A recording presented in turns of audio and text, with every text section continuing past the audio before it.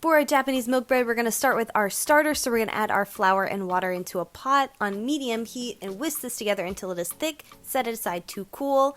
Then in our stand mixer, add in your milk, your yeast, your sugar, your salt, and your egg. And then we're going to mix this until it is well combined.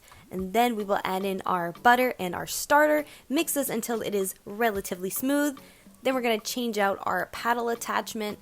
And then we're going to add in our flour. Once we've added in our flour, then we're going to put in our dough hook attachment and start the kneading process. This kneaded for about 7 minutes, and we can see the consistency changes as it kneads.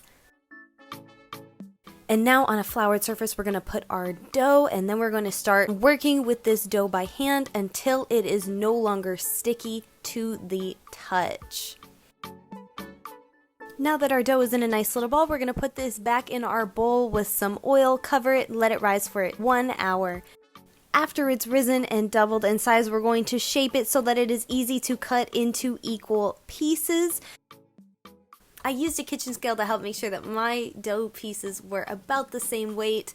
They were within about 10 grams of each other, so they were really close and they will bake evenly. Then after doing so, I shaped each individual piece of dough into a ball to make it easy to roll out and roll up.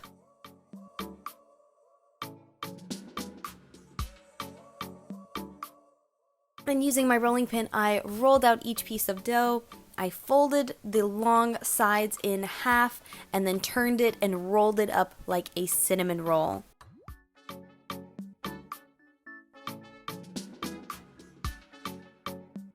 Now our dough is ready to go into a greased bread baking pan, and we're going to cover this and let this rest and rise for another 30 minutes. Now that our bread is about ready to go into the oven, we are going to brush it with some egg wash and then bake it at 360 degrees Fahrenheit for 17 to 20 minutes.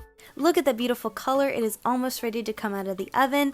And now this is the final product. It has a deep, rich color, and we can see the inside is soft and beautiful.